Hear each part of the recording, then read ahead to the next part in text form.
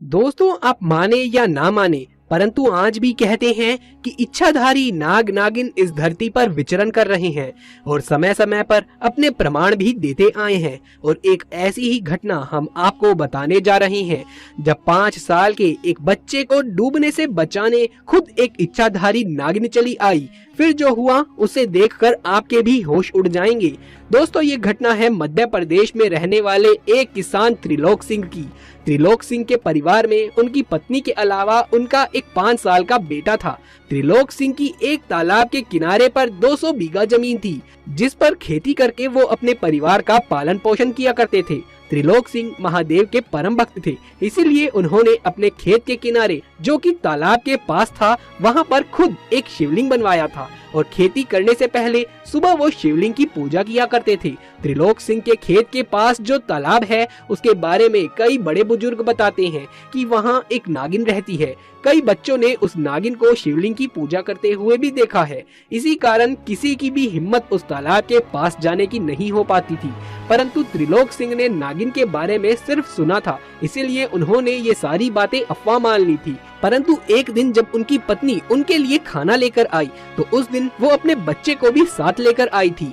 खेत में आकर उनका बच्चा खेलते खेलते उस तालाब के पास जा पहुंचा और अचानक से उसका पैर फिसला और वो उस तालाब के पानी में जा गिरा। त्रिलोक सिंह और उनकी पत्नी को इस बात की भनक भी नहीं थी कि उनका बच्चा तालाब में गिर गया है और बच्चा धीरे धीरे पानी के अंदर डूबता ही चला जा रहा था कि तभी अचानक से तालाब में हलचल हुई और तालाब में मौजूद एक सांप धीरे धीरे सुंदर लड़की में बदल गया। उस लड़की ने तेजी से तैरकर उस बच्चे को डूबने से बचाया और खुद उस बच्चे को गोद में लेकर उसके माँ बाप के पास पहुँच गयी और उस सुंदर लड़की ने कहा कि आपका बच्चा तालाब में गिर गया था। त्रिलोक सिंह की पत्नी ने तुरंत अपने बच्चे को गोद में ले लिया और जोर जोर से रोने लगी, क्योंकि उसे अंदाजा था कि अगर उसका बच्चा डूब गया होता तो उस पर क्या गुजरती।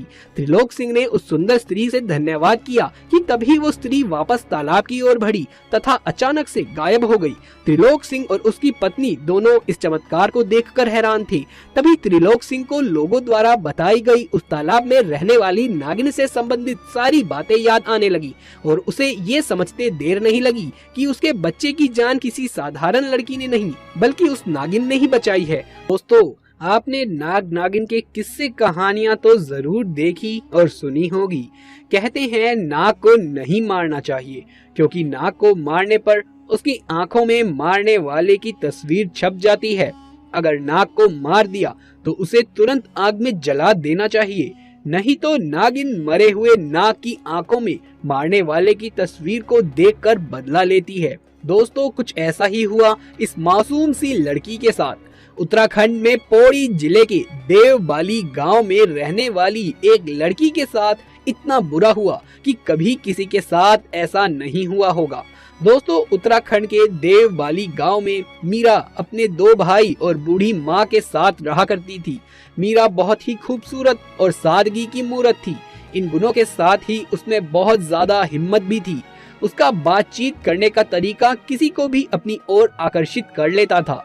परंतु एक दिन ऐसा आया कि उसकी जिंदगी बर्बाद हो गई और हमेशा के लिए उसने इस दुनिया को अलविदा कह दिया। परंतु इस लड़की के मरने के बाद जो सच्चाई बाहर निकल कर आई, उसे सुनकर वहाँ के गांव वालों के मन में भी एक अजीब सा डर बैठ गया। इस घटना को सुनकर हर कोई कांप जाता है। तो दोस्तों, आज हम आपको उस लड़की की दुख भरी कहानी सुनाने जा रहे हैं। पर वीडियो शुरू करने से पहले यदि आप भी महादेव शिव के सच्चे भक्त हैं तो कमेंट बॉक्स में हर हर महादेव जरूर से लिख दीजिएगा। दोस्तों, मीरा अपने परिवार के साथ खुशी खुशी रहा करती थी। उसके दोनों भाई काम के सिलसिले में गाँव से दूर दूसरे गाँव में जाते थे तथा उनके घर के सामने खाली जमीन भी पड़ी थी। वो उन्हीं की जमीन थी। उसी जगह पर एक 20 साल पुराना पेड़ था। उस पेड़ के पास एक नाग नागिन का जोड़ा रहा करता था। एक दिन मीरा की शादी की बात चली। मीरा और उसके गुणों को देखकर लड़के वालों ने तुरंत से ही हाँ भर दी। परंतु रिश्ता तय होने के बाद से ही मीरा परेशान और दुखी रहने लगी। यही देखकर दोनों भाइयों ने मीरा से उसकी परेशानी का कारण पूछा तो मीरा बोली, भैया मुझे शादी से कोई परेशानी नहीं है, मैं बहुत खुश हूँ, परंतु मैं दुखी इस बात को लेकर हूँ कि जब मेरी शादी हो जाएगी तो मैं तो यहाँ से चली जाऊंगी। आप दोनों काम के सिलसिले में बाहर जाओगे, ऐसे में हमारी बूढ़ी माँ का ख्याल कौन रखेगा? भैया आप क्यों ना यही दुकान बना लो, हमारी पास वाली जमीन तो वैसे भी खाली पड़ी हुई है, पास में ही दुकान रहेगी तो आप दुकान का भी और माँ का भी दोनों का बड़े अच्छे से ख्याल रख सकते हैं। दोनों भाइयों ने मीरा की बात पर गौर किया और दोनों वहां दुकान बनाने को तैयार भी हो गए और अगले ही दिन उस जमीन पर काम करने लगे। भाइयों की मदद के लिए मीरा भी वहां पहुंच जाती है। पता चला कि दुकान के लिए उस पेड़ को काटना पड़ेगा ताकि पर्याप्त जगह मिल जाए, परंतु दोस्तों उस पेड़ पर सैकड़ों सालों से एक नाग नागिन का जोड़ा रहा करता था। उसकी भनक मीरा और उसके भाइयों को बिल्कुल भी नहीं थी। जैसे ही पेड़ काटा तो नाग को गुस्सा आ गया, क्योंकि नाग नागिन उस समय वहीं पर कुंडली मार कर बैठे हुए थी और नाग मीरा के दोनों भाइयों को डसने आया।